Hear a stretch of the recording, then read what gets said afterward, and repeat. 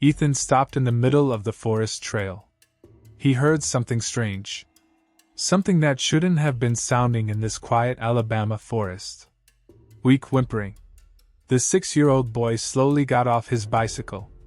His dad always said, "Ethan, if an animal calls for help, you must listen." Dr. Thompson was the best veterinarian in the entire county, and Ethan dreamed of becoming just like his dad. But this whimpering was different. Desperate. Ethan left his bicycle by the old oak tree. The sound was coming from the direction of the abandoned Miller farm. No one had lived there for 2 years. Tall overgrowth blocked the road to the old buildings. The whimpering became louder. Ethan pushed through the bushes. Thorns caught his favorite dinosaur t-shirt. But the boy didn't stop. The sound pulled him forward like an invisible rope.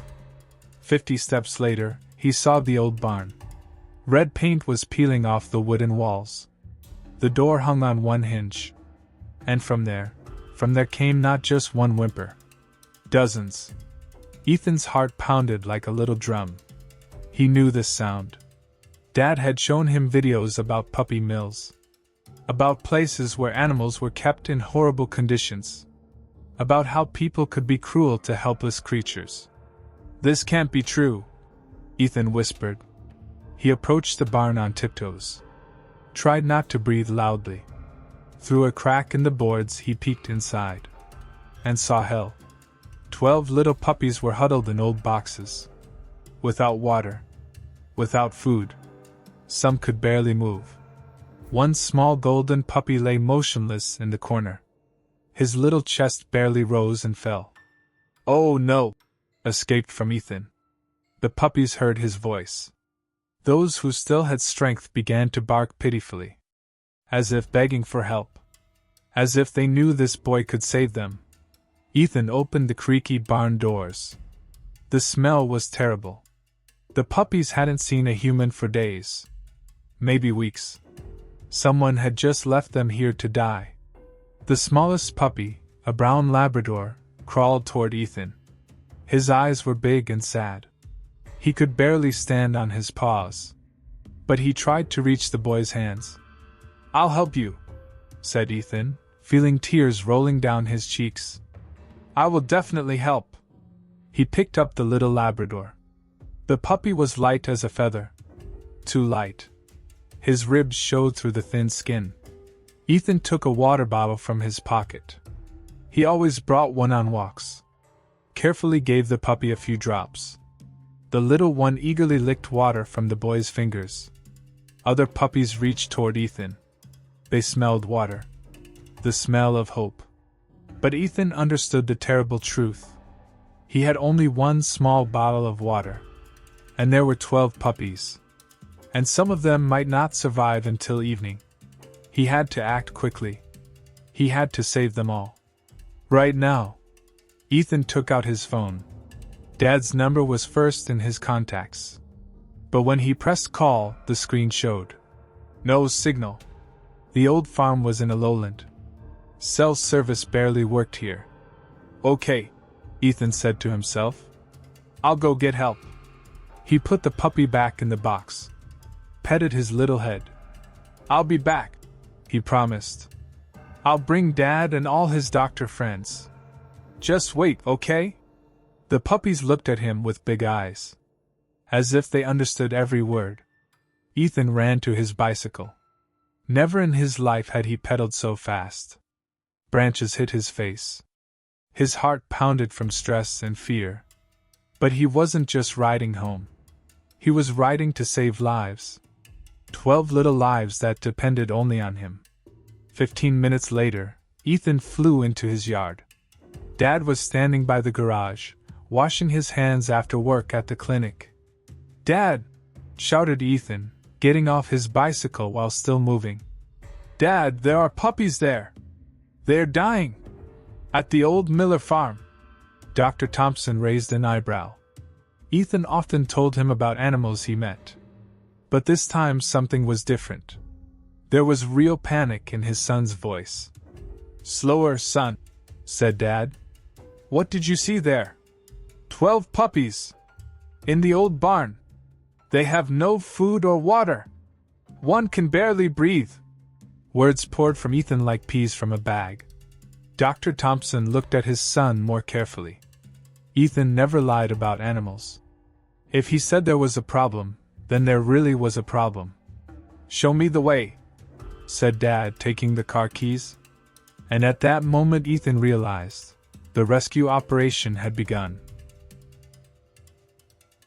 Dr. Thompson's truck bounced over the rough forest road. Ethan gripped his seatbelt tightly. Each bump felt like lost time. Lost time that the puppies didn't have. "Turn left here, Dad." Ethan pointed through the windshield. The veterinarian had packed his emergency kit. Fluids, antibiotics, glucose shots. Everything needed for critical cases. But his face was grim. 12 abandoned puppies meant 12 potential tragedies. The truck stopped near the old barn. Dr. Thompson grabbed his medical bag. Ethan jumped out before the engine stopped. "Show me," said his father. Ethan ran to the barn doors. His hands shook as he pulled them open. The terrible smell hit them both immediately. Dr. Thompson stepped inside and froze. In 30 years of veterinary practice, he had seen many horrors. But this made his stomach turn. 12 tiny puppies in various stages of starvation and dehydration. Some had given up hope entirely. "My God!" he whispered. The golden puppy Ethan had noticed earlier wasn't moving. His breathing was so shallow it was barely visible. Dr. Thompson knelt beside the box and gently touched the puppy's chest. Weak heartbeat. Severe dehydration. Maybe hours left. "Ethan, run to the truck. Bring the cooler with 4 fluids."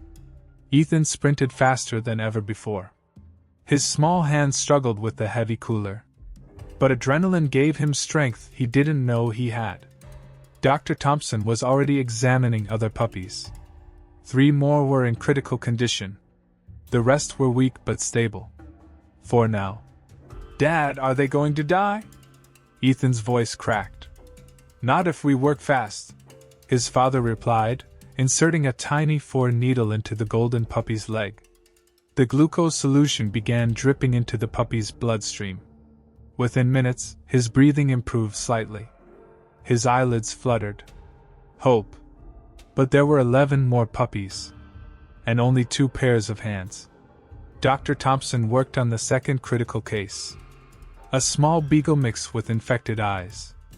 Ethan helped by holding bottles and passing instruments. He had watched his father work hundreds of times. "The brown lab is getting weaker," Ethan observed. His father looked up. The boy was right. The little Labrador's head was drooping. His tongue hung out, dry as paper. "Take this syringe." Dr. Thompson handed Ethan a small plastic tube. "Give him water drops. Slowly. Just like I showed you with the injured bird last month." Ethan's hands were steady despite his fear. 1 drop. 2 drops. The puppy's tongue moved slightly. He was still fighting. 20 minutes passed. The golden puppy opened his eyes. His tail moved just a fraction. Dr. Thompson smiled for the first time since arriving. "He's going to make it," he said. But then Ethan heard something that made his blood freeze. Car engines. Getting closer. "Dad," he whispered urgently. "Someone's coming." Dr. Thompson's face darkened. Whoever had abandoned these puppies might be returning. And they wouldn't be happy to find their business discovered. Through the barn walls, they could hear voices. Angry voices. Men talking about cleaning up the mess and getting rid of evidence. "Ethan, go hide behind those hay bales," his father ordered quietly. "But the puppies, I'll handle this. Stay hidden no matter what happens." The barn door creaked open. 2 men in dirty clothes entered. They stopped when they saw Dr. Thompson kneeling among the puppies. Well, said the taller man with a scar on his cheek. "Looks like we got ourselves a problem." Dr. Thompson stood slowly. His medical bag was between him and the men. "These animals need immediate medical attention. These animals are our property," the scarred man replied. "And you're trespassing." Ethan watched from behind the hay bales. His father was in danger. But the puppies were still dying. And there was nowhere to run. The second man, shorter and stockier, moved toward the puppy boxes. "We told you to dispose of them, Jake.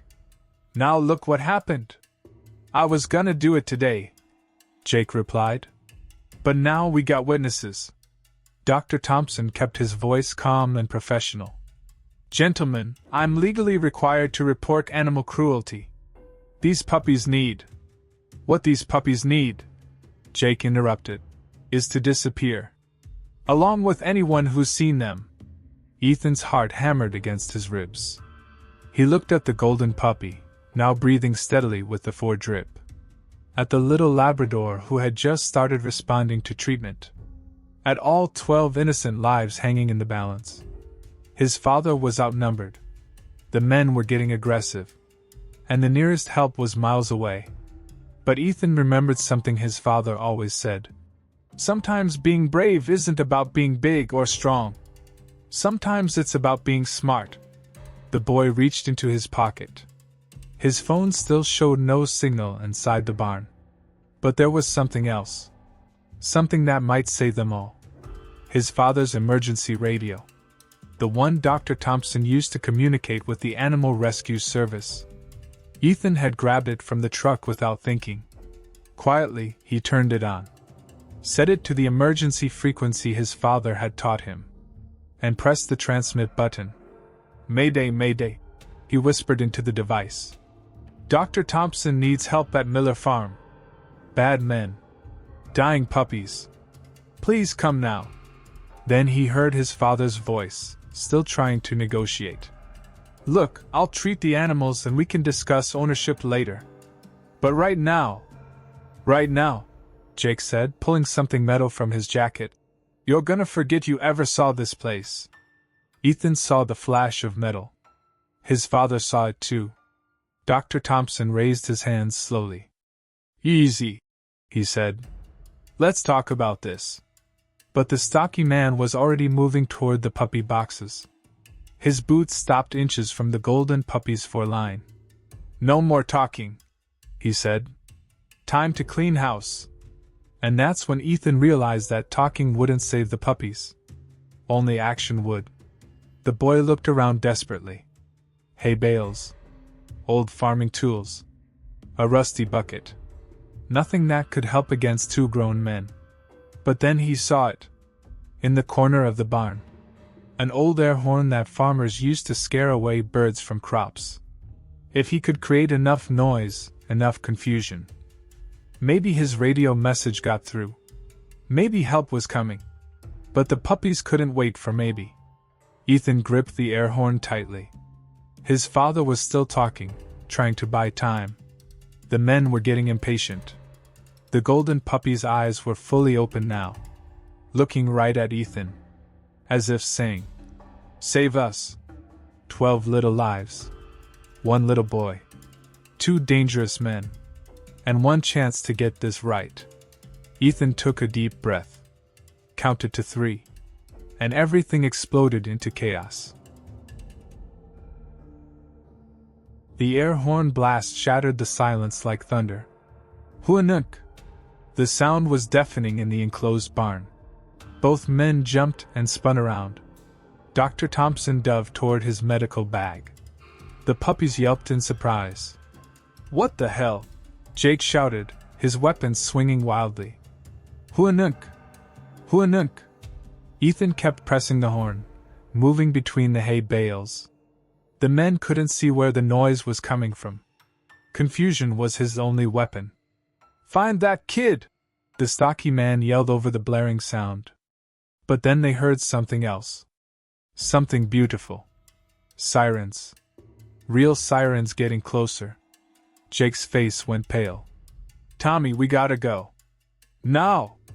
Not without dealing with." "Huanuk! Huanuk!" Dr. Thompson used the distraction. He grabbed the nearest puppy box and shielded it with his body. You want to hurt these animals, you go through me first. The golden puppy's foreline was still attached. Glucose dripped steadily into his tiny vein. His eyes were brighter now. Alert. Fighting. Car doors slammed outside. Heavy boots on gravel. Voices shouting commands. Police! Building is surrounded! Jake cursed and headed for the back door.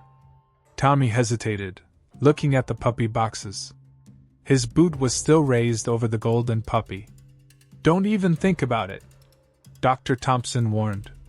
But Tommy's boot came down anyway. And missed. Because Ethan had sprinted from his hiding place and tackled the man's leg with all his 6-year-old strength. Leave them alone! The boy screamed. Tommy stumbled backward, crashing into a pile of old farming tools. Metal clanged and scattered. He hit the ground hard. Jake was already running. But police officers burst through both doors simultaneously. Freeze! Hands where we can see them! Within seconds, both men were on the ground in handcuffs. The emergency was over.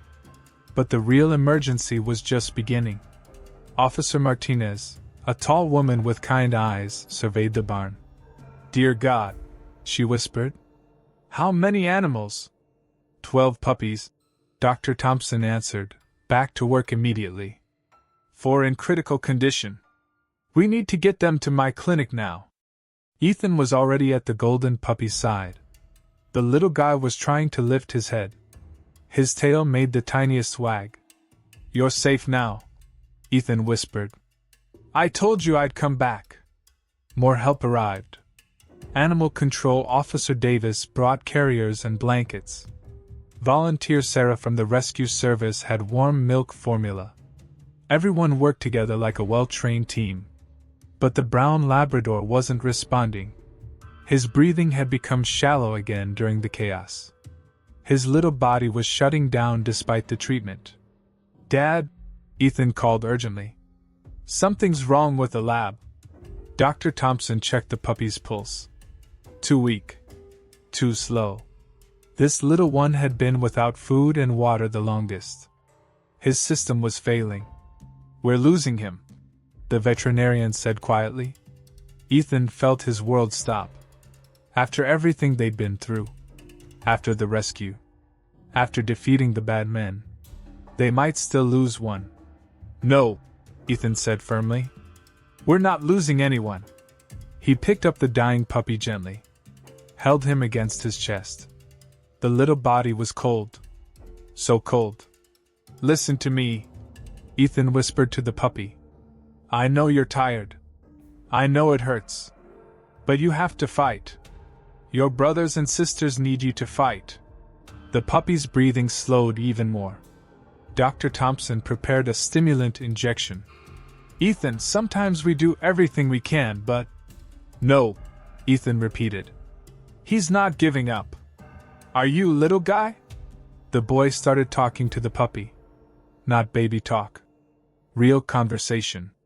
Like his father talked to frightened animals in the clinic. You know what I think? Ethan said softly. I think you were the one keeping everyone else alive. I think you were being strong for them. But now it's okay to be weak. Because we're here. We've got you. Something amazing happened. The puppy's ear twitched. Just slightly. That's right, Ethan continued. You hear me, don't you? You know you're safe now. Dr. Thompson paused with the needle. Watched his son work his own kind of magic. When you get better, Ethan whispered, I'm going to teach you to play fetch. And sit. And shake hands. Would you like that? The puppy's eyes fluttered open. Focused on Ethan's face. There you are, the boy smiled. I knew you were still in there. Dr. Thompson administered the injection. But somehow he knew it wasn't just the medicine that was saving this puppy. It was the power of a child's unwavering belief. Within an hour, all 12 puppies were stable. The golden puppy was sitting up, drinking formula. The brown lab was responding to touch and sound. Even the smallest ones were showing signs of recovery. Officer Martinez finished her report. These men will face serious charges. Animal cruelty, illegal breeding operation, threatening a veterinarian. They won't be hurting animals again for a very long time.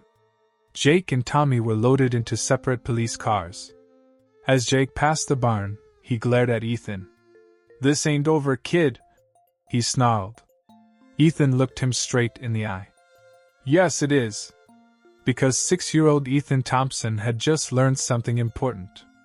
Sometimes the smallest person in the room can make the biggest difference. The puppies were loaded carefully into transport carriers. Each one had been examined, treated, and stabilized. They would spend the next few weeks at Dr. Thompson's clinic, gaining weight and strength. But as they prepared to leave the barn, Ethan noticed something. The golden puppy was crying. Not from pain. From separation anxiety. He didn't want to leave Ethan. "It's okay," Ethan told him. "We're all going to the same place. To my dad's clinic. It's warm there. And safe. And there are lots of toys." The puppy calmed down at the sound of Ethan's voice. Dr. Thompson watched his son comfort the little animal. Pride swelled in his chest. Ethan had shown courage that many adults couldn't match. He had saved 12 lives today. As they drove away from the Miller farm, the golden puppy rode in Ethan's lap. The little guy's eyes never left the boy's face. A bond had formed that would last forever. "Dad," Ethan said as they reached the main road. "What happens to them now?" "No," Dr. Thompson replied. "We help them get healthy. Then we find them loving families who will never abandon them." Ethan petted the golden puppy's soft fur. "All of them?" "Every single one." But even as he said it, Dr. Thompson suspected that one particular puppy might not need a new family. He might already have found his home. In the rearview mirror, the old Miller farm disappeared behind trees. The place where 12 puppies had faced death was now empty. But their story was just beginning. The rescue was complete. The healing could begin. And Ethan Thompson, age 6, had become a hero. 3 weeks later, the Thompson Veterinary Clinic had never been busier. Or happier. 12 recovery kennels lined the back room. Each one held a miracle. What had once been dying, terrified puppies were now healthy, playful balls of fur. Their transformation was nothing short of magical. Ethan visited them every day after school. His backpack would hit the floor, and he'd rush to the puppy room like it was Christmas morning. "How are my patients today?" he'd ask Dr. Thompson. His father would smile. "See for yourself, Dr. Ethan." The brown Labrador who had nearly died was now the most energetic of the group. He bounced around his kennel, tail wagging furiously whenever Ethan appeared. His eyes were bright and mischievous. Full of life. "Remember when you were so sick?" Ethan would ask him during their daily visits. "Look at you now. You're like a little tornado." The beagle mixed with the infected eyes could see perfectly now. She loved to play tug-of-war with a rope toy. The smallest puppy, who had been barely breathing that terrible day, was now the first to greet visitors with excited yips. But it was the golden puppy who held Ethan's heart completely. His name was Courage. Dr. Thompson had let Ethan choose it. Because, Ethan had explained, he had the courage to keep fighting when everything was scary. Courage followed Ethan everywhere. When the boy did homework at the clinic counter, Courage sat at his feet. When Ethan helped clean kennels, Courage supervised. When Ethan practiced taking temperatures and checking heartbeats on stuffed animals, Courage was his willing patient. "That dog thinks you're his mom," laughed Nurse Jennifer. "No," Ethan corrected seriously. "We're best friends." The other puppies were finding their forever families one by one. Dr. Thompson carefully screened every potential adopter. These puppies deserved only the best homes. The energetic brown lab went to a family with twin boys who promised to play fetch every single day. The Beagle mix was adopted by an elderly woman who needed a gentle companion. 2 of the smaller puppies went together to a young couple who couldn't bear to separate them. Each adoption was bittersweet for Ethan. Happy because the puppies were getting loving homes. Sad because he was saying goodbye to friends he'd helped save. "It's the hardest part of being a veterinarian," his father explained. "Loving them enough to let them go to families who need them." "Will I get used to it?" Ethan asked. "I hope not," Dr. Thompson replied. "The day we stop caring about each animal is the day we should stop doing this job." But there was no discussion about Courage finding a new home. The golden puppy had chosen his family the moment he opened his eyes in that terrible barn. And the Thompson family had chosen him right back. The legal proceedings against Jake and Tommy were swift. Both men received prison sentences and lifetime bans from owning animals. The Miller farm was donated to the county for conversion into a wildlife sanctuary. Ethan testified at the hearing. He wore his best shirt and tie, and spoke clearly into the microphone. "Those puppies couldn't speak for themselves," he told the judge. "So I had to speak for them. Nobody should hurt animals who can't fight back." The judge was impressed. "Young man, you showed remarkable courage and compassion.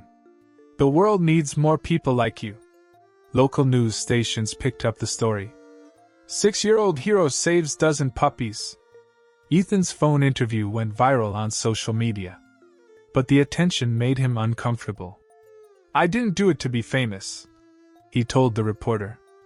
"I did it because it was right." That simple answer touched millions of hearts. Letters poured in from around the world. Children sent drawings of puppies. Adults shared their own animal rescue stories. A dog food company offered to sponsor food for the clinic's rescue cases. But the letter that meant the most came from Sarah, the animal rescue volunteer who had helped that day. "Dear Ethan," she wrote, "you reminded all of us why we do this work. It's not about being big or strong. It's about having a big heart. Thank you for showing us what true courage looks like." 6 months after the rescue, Dr. Thompson made an announcement at dinner. "I've been thinking," he said. "This clinic needs an official junior veterinarian." Ethan looked up from feeding Courage under the table. "Really? Who?" His mother laughed. "You, silly. If you want the job." Ethan's eyes went wide. "Can I have a name tag and everything?" "Name tag, lab coat, stethoscope. The whole works." That Saturday, Ethan Thompson, junior veterinarian, reported for his first official day of work. His tiny lab coat had his name embroidered on the pocket. His stethoscope was child-sized but fully functional. His first patient was a nervous cat named Whiskers who needed vaccinations. The cat hissed at Dr. Thompson but calmed down immediately when Ethan gently petted his head. "Animals trust you," his father observed. "They sense your pure intentions." By lunchtime, Ethan had assisted with 3 examinations and helped comfort a scared rabbit. He was exhausted but glowing with pride. "Being a veterinarian is hard work," he announced.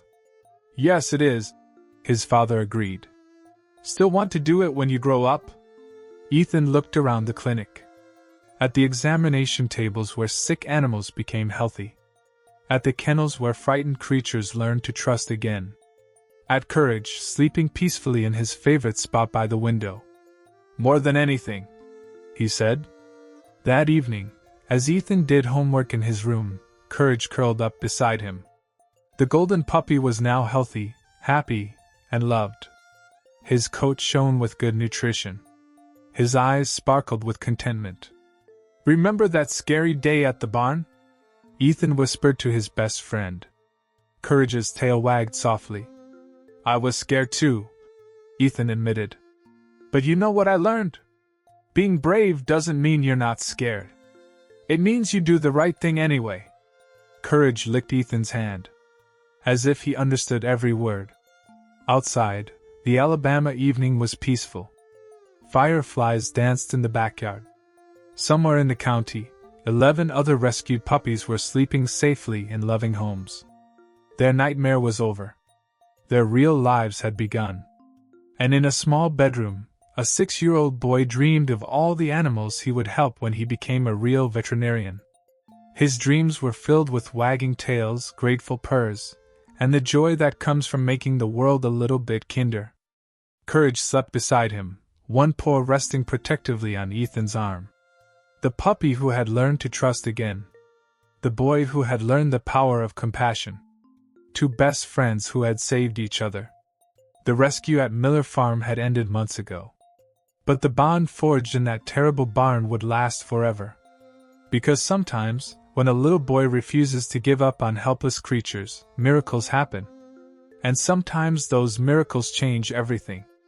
Ethan Thompson learned that day that heroes come in all sizes. Even 6-year-old sizes. The puppies learned that not all humans are cruel. Some are angels in disguise. And the world learned that one child's courage can light up the darkness for everyone. The story of the Miller Farm rescue became legend in their small Alabama town. But for Ethan, it was just the beginning. Because once you've heard the call to help those who cannot help themselves, you never stop listening. And you never, ever give up. Not on puppies. Not on hope. Not on the belief that love always wins in the end. Always.